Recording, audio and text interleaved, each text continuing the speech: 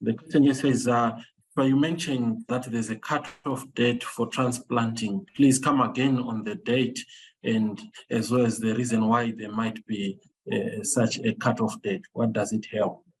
Yeah, like for the cutoff date for onion, though, like I said, is 30 June. Like what I said, onion bulbing is controlled by day length. If you plant your onion, remember, in Zimbabwe, we plant a short day onion varieties from February up to June, those 5 months where the day length will be short.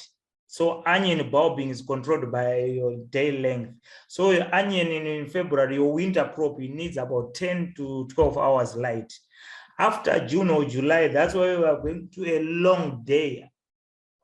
Our day length will be long. So onion bulbing, you might not bulb because of you are planting your short day onion on the long day season. So you are planting an onion on the wrong slot. That's why we said we need to plant our short day onion until the 30th of June. That will cut off date.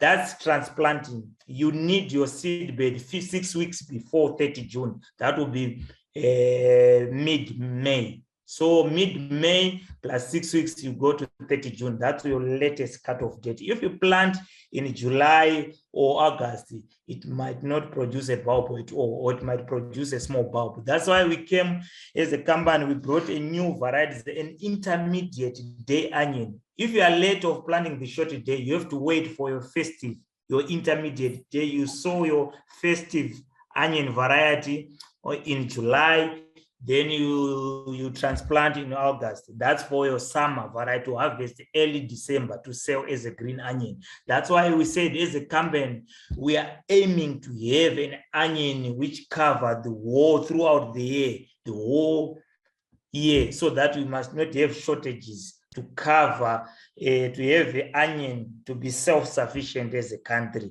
So that's why as a farmer, you mustn't plant onion on the wrong slot. You have to come to plant your onion on the correct segment. So for your February up to 30th of June, you have to plant your Irati, your Ngwazi, your Mukuba, your Mzuri. These varieties are short day onion variety. We plant this onion when the day length is short. When the day length is long, that's where we come up with our festive and our goblin. All right, thanks, Eva, for taking that one. Please advise on the type of onion to plant in clay soil. In clay soils, you can plant any variety. Like I said earlier, everything starts with your soils. You have to bring your soil to fine tooth. You don't want clothes or mavinga and shona. You have to break the cloths to bring your soil to fine tooth. Because if you plant your onions on compacted soils, it impedes the root system. It compromises the root system to develop, or it restricts the roots to utilize the nutrients. It will utilize the nutrients at low capacity. So on clay soils, my advice to you, you have to bring your soil to fine tooth. Play around with your soils until you reach your fine tooth, good tooth. That's key to your success. You don't plant on compacted soils where there's claws, where there's stones. You need to bring your soil to fine tooth so that to achieve the best results. Right now we have Irati variety, that's a short day onion variety. A maturity index for Irati is 105 to 110 days to transplant, and you can plant onion Irati to sell as green or dry, and it has good storage capacity, which is 6 to 8 months. Do you sell seedlings at Charter Seeds Avondale? And if not, would you have any recommendations? Yeah, at Charter Seeds, we are a seed company. We sell seed only, but we have reputable nurseries which they buy seed from us so they can propagate for the farmers. I have got reputable nurseries because we want to try and help our farmers. They are fly-by-night nurseries which are giving farmers like Texas grano, then they say it's irati, or we call it mshinirwa, retained seed. We're having challenges with our tomato farmers. There's some of the nurseries, they are selling that mshinirwa retained seed. When a farmer realizes that it's not in a first generation, then these guys, it will be too late. So my advice to you farmers, you have to buy your onion seedlings from the reputable nurseries. I'll share with you the reputable nurseries which are working with us, which are selling varieties as seedlings. So I'll share with you as well through the agri-business media platform or on our Charter Seeds platform as well. Yeah, sure. Many thanks, Diva, because I think farmers have been facing a challenge when it comes to these nurseries, and some are actually mixing varieties. Say if you say you need about 6,000 plants and they have 3,000 of a specific variety that you need, they end up mixing with other varieties to ensure they save you and they get revenue from sales. So thanks for taking that one. I want to add on that. When you are buying your seedlings, you need to buy steady seedlings, well hardened, healthy seedlings. We don't recommend a farmer to transplant substandard seedlings. You need to plant healthy and steady seedlings. If you want to plant 800,000, make sure they are steady and healthy and well hardened. You don't transplant unhardened seed. It will die. Many thanks for clarifying on that one. Nashika says that you do red onion as Charter Seeds. Sorry? Do you have red onions? Yes, red onions we have Yakuti, a new variety with a pink root rot resistance. It's a new variety and it's a very good, it was tried and tested. It's a very good hybrid onion. Then on OPV, we have got a variety called Red Kiro. It's a cheaper one. But for storage, you need about two months storage. That's for your OPV. For hybrid, it's for 6 to 8 months. Okay. All right. Thanks. And he also is a follow-up question here saying which one can be sold green and which one can be sold as dry. Oh, hybrid onions, your Irati, your Mingwazi, your Mukuba, and the Missouri, you can sell as green and as dry, both. So there's no need for you. And the advantage with these varieties, they've got good storage capacity. So if you have got bigger bulbs, you can harvest those bigger bulbs. Then the medium-sized bulbs, you can sell as dry. Because you can't sell the bigger bulbs as dry. You will find your neck rot, your white rot, those fungal diseases because of they are not. Well, we don't recommend to sell the larger bulbs as dry onions because of the storage, like the neck rot, the fungal disease, the white rot. So that's why I said earlier on, if you want to grow as dry onions, your onion should not exceed 150 grams bulb weight. It should be 100 to 150 grams. But if you want to sell as green, because the green onion must be big, because they are sold in hands. Because those Mbari ladies or Mbari Musika or those Madzimayo Musika, they want a big onion to sell the green. And make sure your leaves are green, because they will be sold in bunches, not on pockets. A dry onion, that's the one who is sold in pockets. All right, thanks. What is the difference and the advantages or disadvantages of in situ planting of onions versus transplanting or doing the seed beds? What are the advantages and disadvantages there? Well, for onion, the advantages of planting onions, direct planting or in situ, your onion will mature earlier, like 20 to 30 days earlier. But the disadvantage with the planting in situ, when you've got heavy rains, the onion seed is a small seeded crop. That's where it's like what I said, the onion is an easy crop to grow, but to establish your crop from the ground or from the seedbed, that's the difficult part of it. So when you have a planter, but make sure your cells that you have good tooth, so that it won't, so we won't get compact. So that will affect your germination. But the advantage of one is it will mature earlier than the transplants. But the disadvantage is when you have heavy rains, like the cyclone Fred, you might lose like 80% or 90% of your crop. So sometimes if you plant your direct planting, the germination is poor. You have a huge gap. So we are going to gap fill using the transplants. So now your uniformity will be affected now. So my advice for me, the advantage with the transplants, you put a seed bed or you buy your seedling for the nursery. If you transplant 200 seedlings, then if you spray a synthetic pyrethroid from a chemical of lambda from this from CP chemicals, you are rest assured you are going to maintain your plant stand. So my advice to you with these heavy rains, I would stick to the transplants. I think after the rains have gone, yes, you can plant the direct in situ, but the disadvantage with in situ, the germination when it is poor, it's going to affect the look of things on the field. Say this farmer is not organized because there will be huge gaps.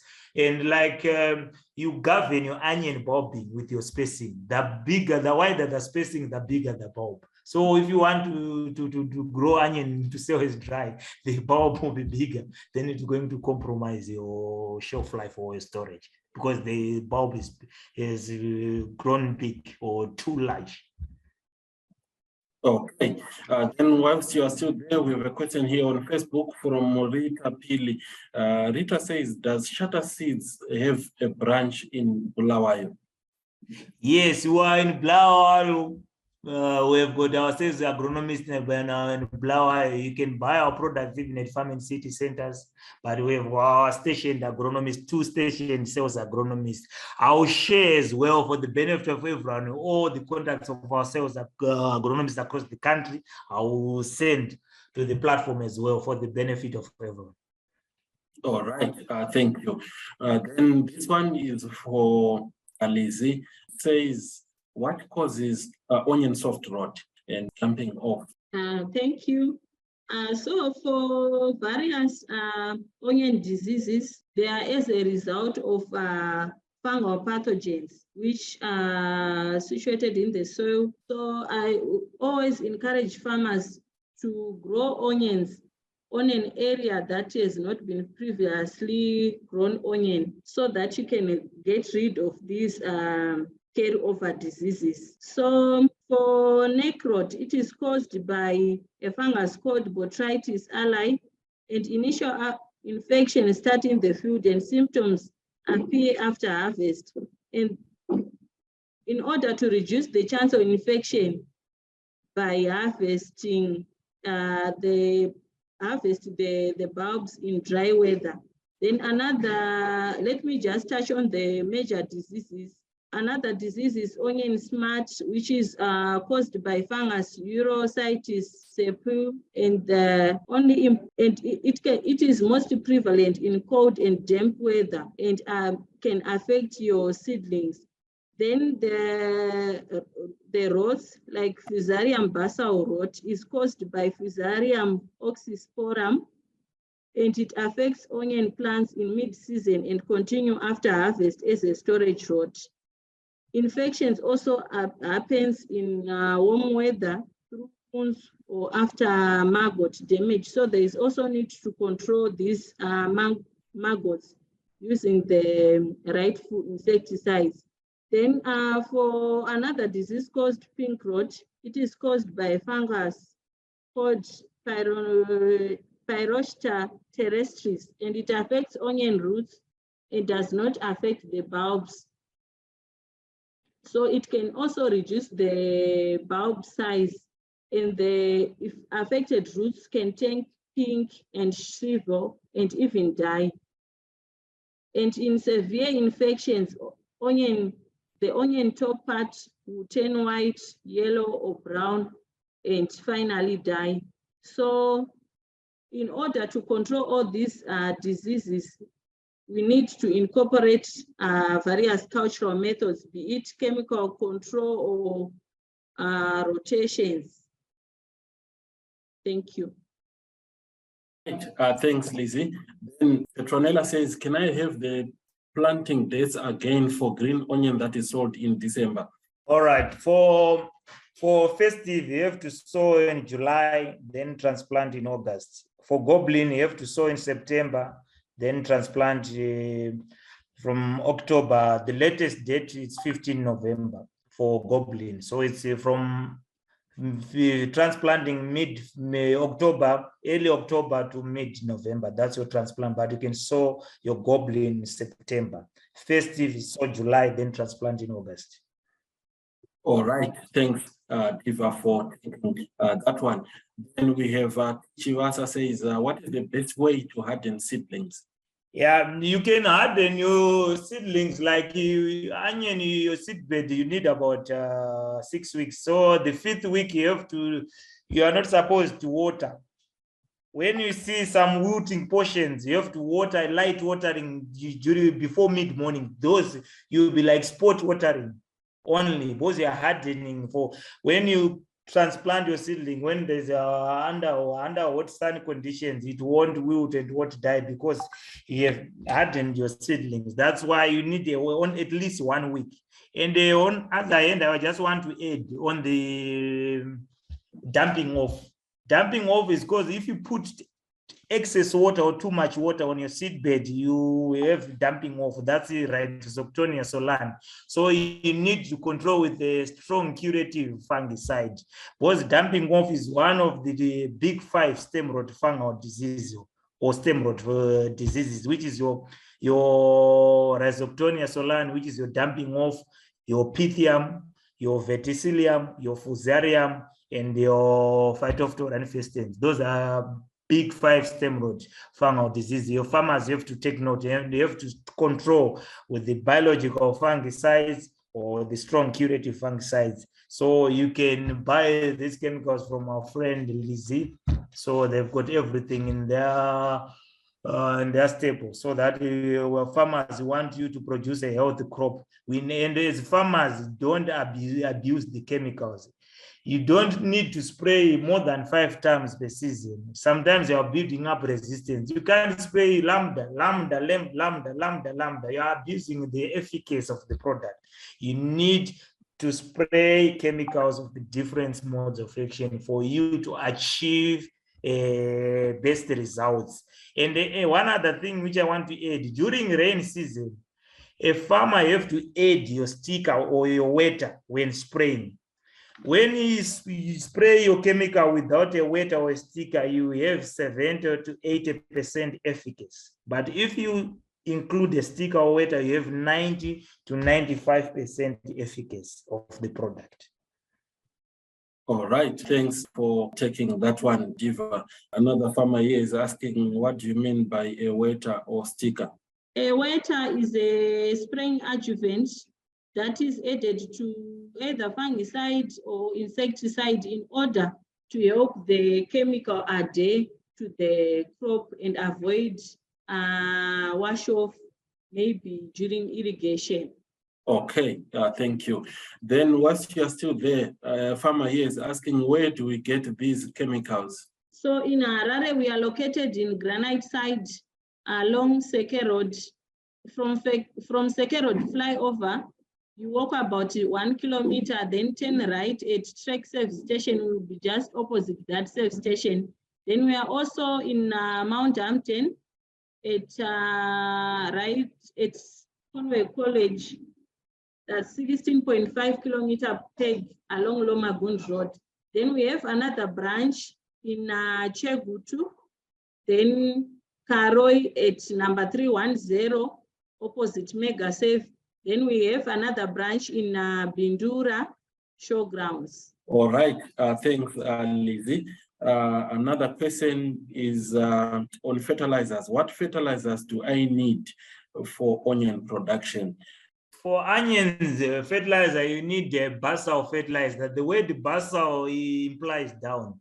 So you need your compound C or high C or veg blend. They've got a 9-24-20, which is an NPK component. There's 9-6-20-4-20 or 628-23, we don't use the compound D, because a lot of farmers, sometimes they say, I want to use compound D for onions. Please don't use compound D because it has got high chlorine. That's why we need your compound C and your high analysis or your veg blend. You can use your compound D for your maize crop or your sugar beans. But for horticulture, we recommend you to use your compound C, high C, or your veg blend. Then you can use your top as ammonium nitrate as your top dressing.